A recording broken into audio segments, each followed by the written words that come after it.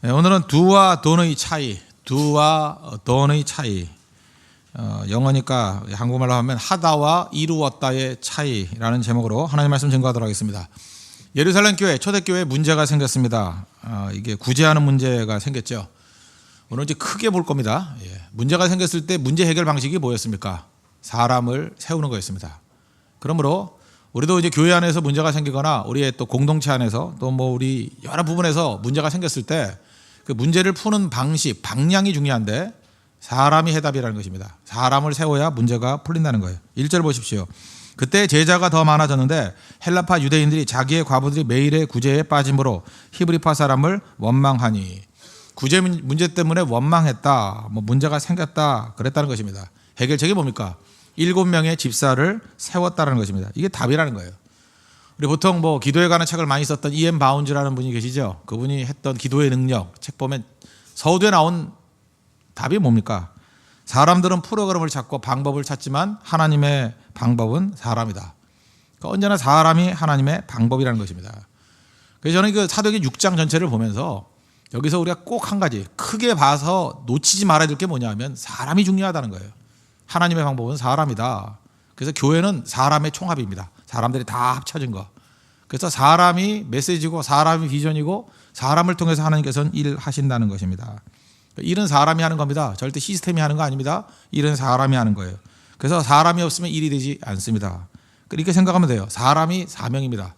그래서 그 교회 사명이 뭡니까? 그럴 때 백지부터 시작되는 거 아니에요.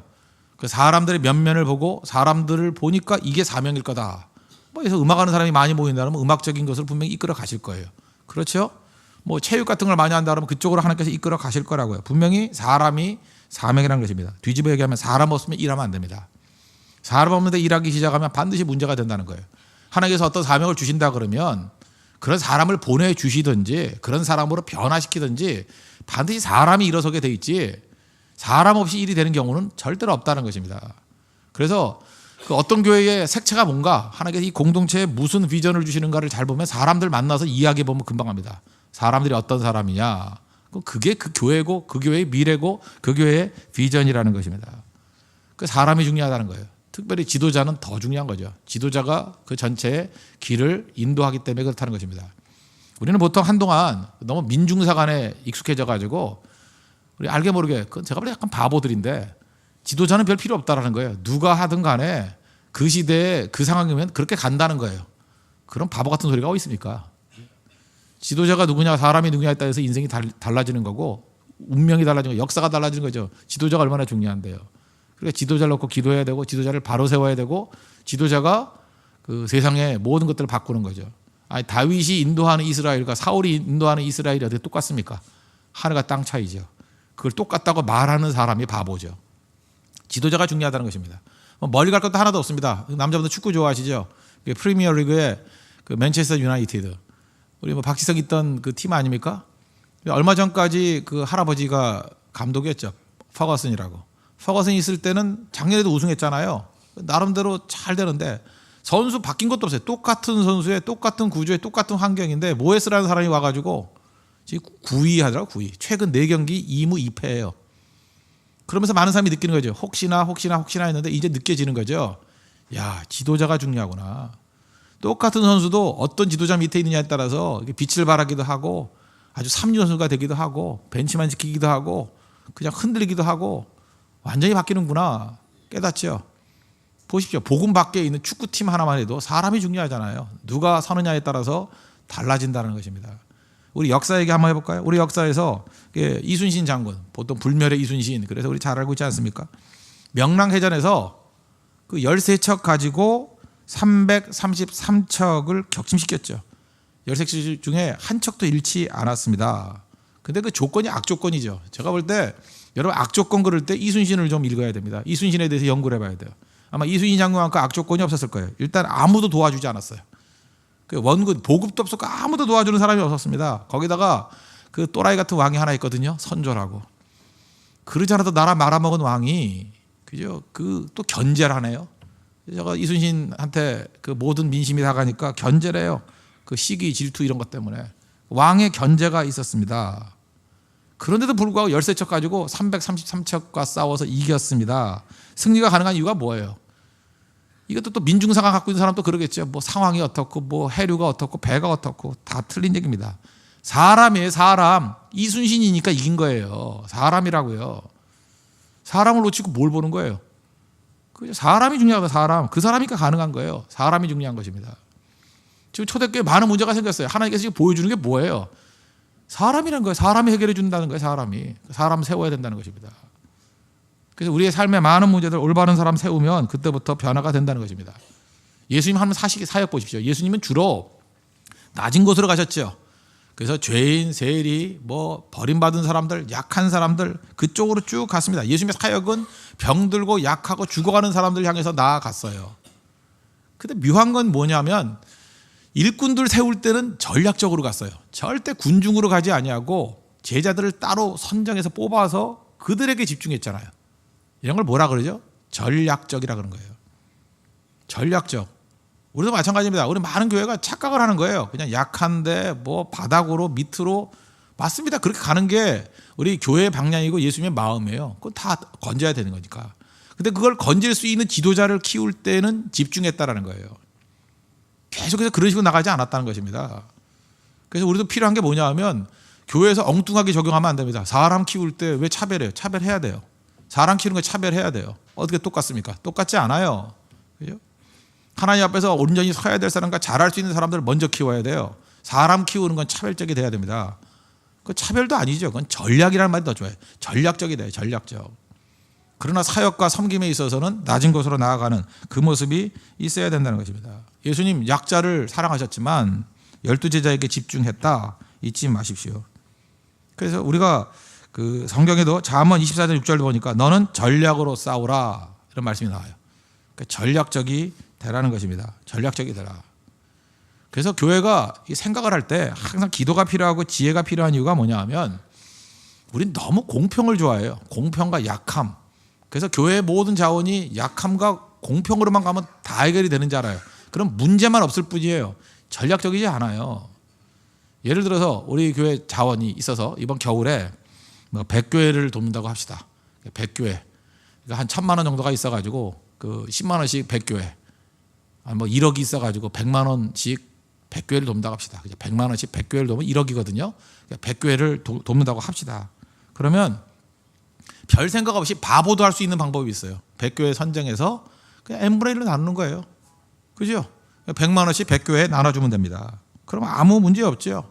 생각도 필요 없고 뭐 항의도 없을 거고 분석도 필요 없을 거고 그냥 누구나가 편안하게 생각할 거예요. 근데 그렇게 한다고 교회들이 살아날까요? 물론 그것도 방법 중에 하나일 수 있습니다. 그러나 좀 더 전략적이라 그러면 되는 교회가 있어요. 되는 교회가. 그죠? 더 지원해야 될 때가 있고 아니면 진짜 그것도 지원을 좀 미루고 차선책으로 해야 될 그런 교회도 있다고요. 그래서 만약에 전략적으로 간다 그러면 100군데에 대한 관심을 갖겠죠. 그죠? 교회의 성격이 어떤가? 어떤 데 더 힘이 필요한가? 일꾼이 필요한가? 물질이 필요한가? 분석을 쭉 할 거 아니에요. 그래서 100군데 교회를 분석을 하고 섬긴다 그러면 절대 n분의 1 이런 발상 안 나와요. 아니까. 알면은 전략적이 돼요. 부모들도 마찬가지입니다. 부모들도 자녀들에 대해서 별 생각 없으니까 자녀가 한 4명쯤 있다 그러면 n분의 1로 나눠요. 그렇지 않아요. 어떤 자녀에게는 좀 재산을 더 물려줘야지 잘 될 자녀가 있고요. 어떤 자녀에게는 사상을 물려줘야 더 잘 될 자녀도 있고요. 어떤 자녀는 그냥 같이 살아가지고 그저 이렇게 보호를 해줘야지 더 잘 될 자녀도 있다고. 이게 다 다르잖아요. 부모는 누구나 다 전략적이에요. 똑같지 않습니다. 탕자 아버지 보십시오. 탕자를 다루는 것과 형을 다루는 게 다르잖아요. 이걸 불공평하다 그래요? 형은 바보예요. 왜 공평하지 않냐 그 얘기인데 아버지 사랑 뭐든 진짜는 다 전략적이 된다고요. 그래서 전략적이 된다는 게 훨씬 더 사랑하는 거예요. 전략적이 되기 위해서는 더 알아야 되는 거예요. 알지 않으면 전략적이 될 수 없습니다. 우리는 아는 거에 대해서 공부하는 거에 대해서 소홀히 해버리고 게으르니까 그냥 맨날 평균이에요. n분의 1을 나누고 기껏 한다는 소리가 뭐 약자를 향해서 나아가자. 그 슬로건이 답인지 아십니까? 한번 가보십시오. 아무 생각이 없는 아무 준비도 없는 거예요. 정말 사랑한다 그러면 어떻게 도와야 될지를 안다고요. 우리 대표적인 거 잘 아는 비유 하나 있죠. 누에고치. 누에고치가 이렇게 뭐 나올 때 나방이 돼서 나올 때 뭐 옆에서 구경했다면서요. 뭐 구경하는데 너무 고통스러우니까 어떤 학자가 가위로 좀 잘라줬다며. 잘라주니까 퍼덕퍼덕 나오더니만 날지 못하고 죽었더라.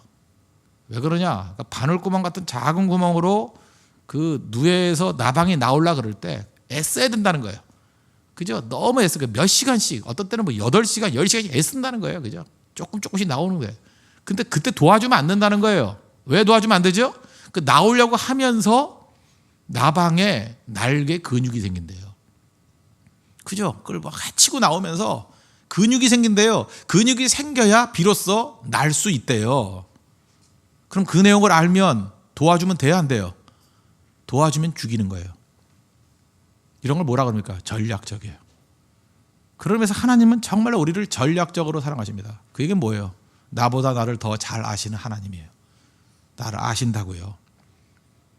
그래서 여러분들 교회가 단순하게 나가면 안 됩니다. 우리는 사랑해도 전략적으로 사랑해야 돼요. 깊이 사랑하면 알게 된다는 것입니다. 지금 이 초대교회 문제들 하나님께서 전략적으로 사람들을 세웁니다. 그래서 문제가 풀리잖아요. 그래서 힘이 있어져요.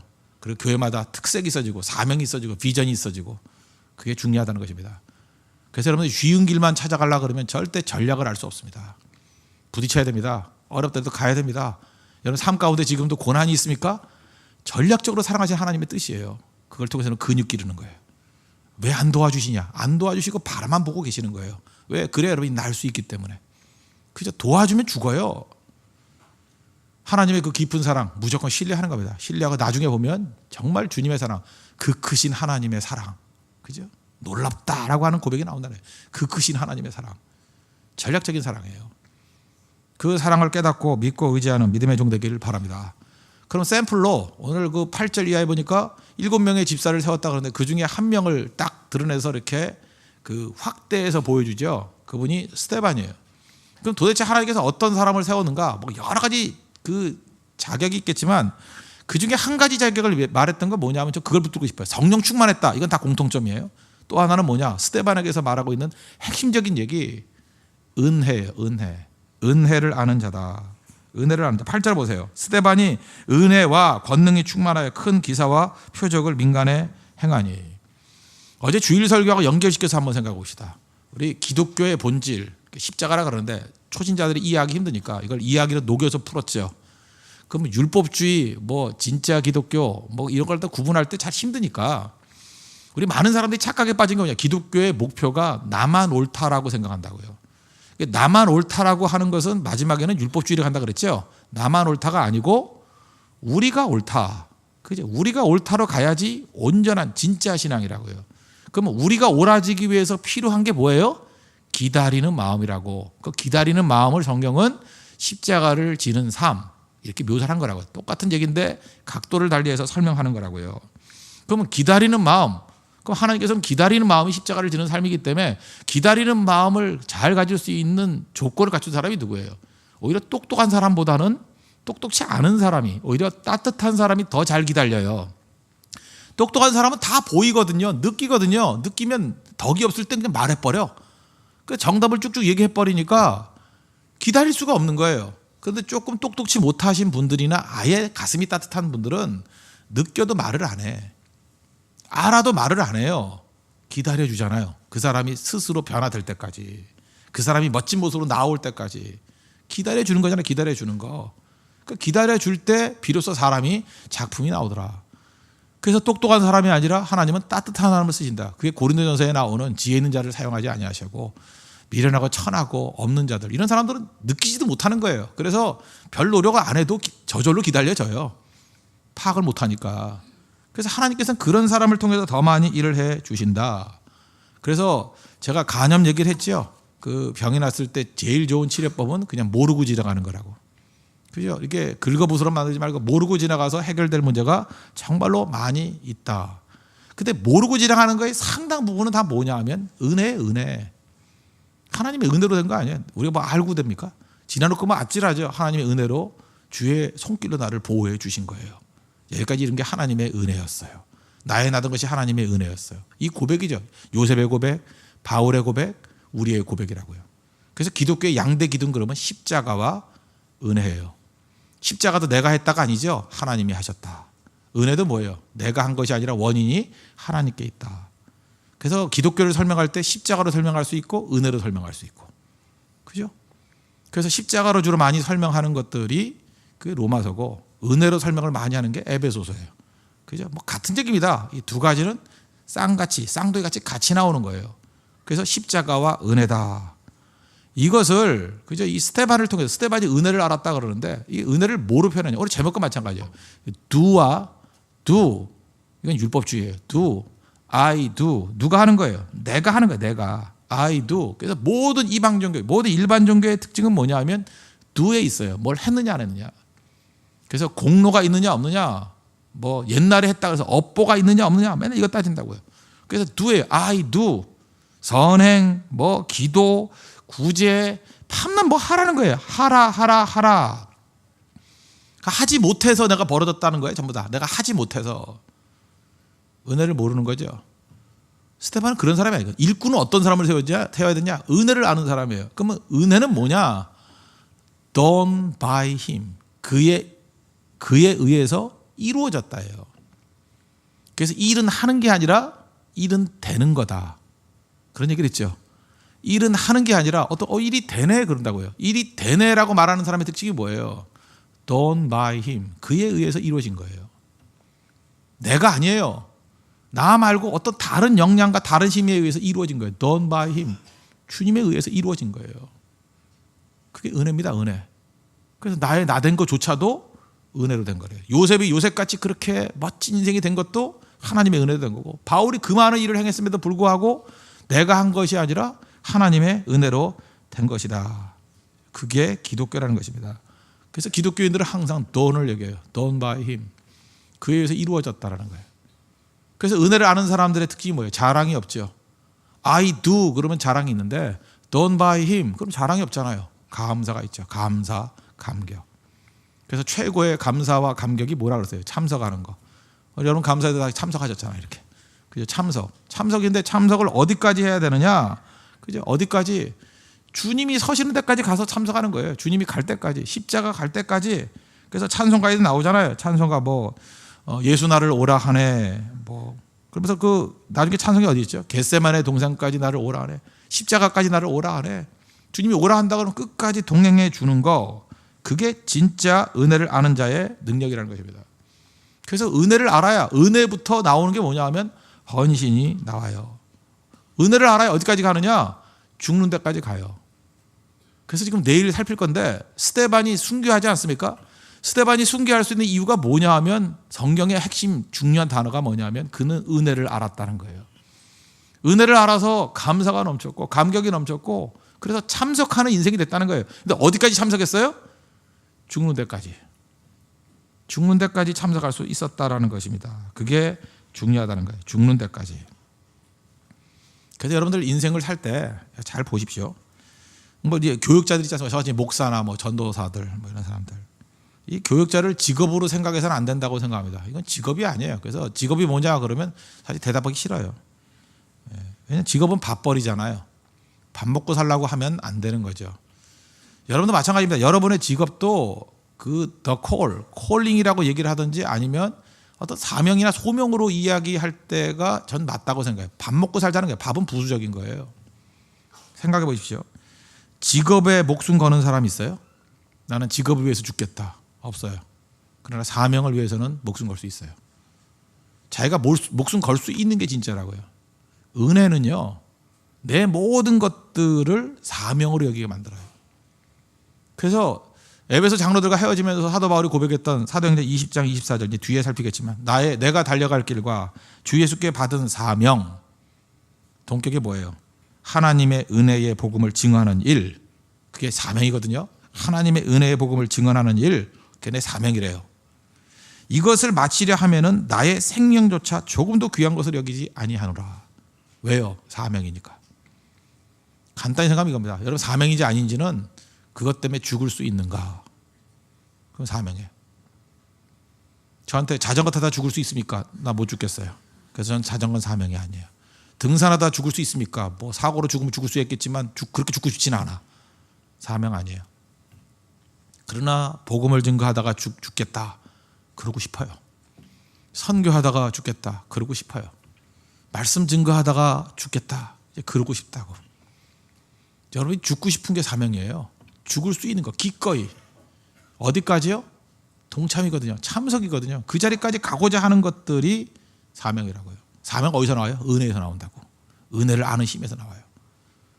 거기 은혜를 아는 힘에서 참석이 사명이거든요. 거기까지 가겠다라는 것입니다.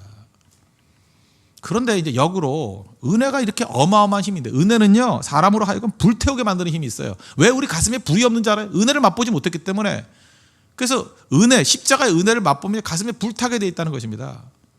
그런데 이렇게 불타는 것이 좋음에도 불구하고 많은 사람들이 이 길을 안 가는 이유가 뭐냐 하면, 은혜는요 겉으로 볼 때 초라해 보여요.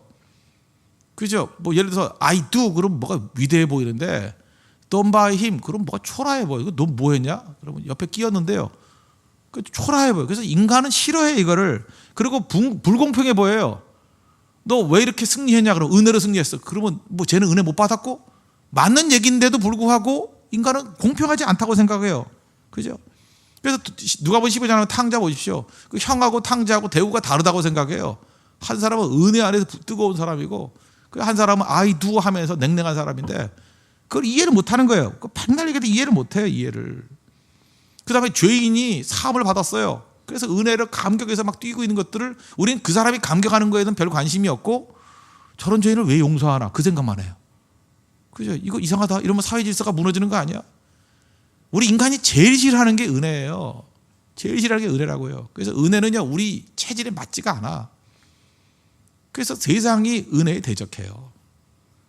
교회가 해야 될 일이 무엇입니까? 그러니까 더 은혜를 강조해야 돼요. 은혜 절대 놓치면 안 된다고요. 은혜 버리면 안 돼요. 은혜 붙들고 나가야 돼요. 은혜는 조금만 방심하면 은혜가 다 사라지는 교회 될 수 있어요. 율법적인 교회. 법만 남고 정죄만 남고 틀만 남고, 그거 되는데 1년도 안 걸려요. 1년도 안 걸려. 전 여러 번 경험했어요. 은혜 충만한 교회가 율법적인 교회로 변하는데 1년도 안 걸리는 거 여러 번 봤어요. 여러 번. 최근에도 경험했고. 무섭습니다. 악한 마귀가 들어오는 밀려오는 세속의 세력이 무서워요. 율법하다는데 1년도 안 걸려요. 율법은 또 먹혀요.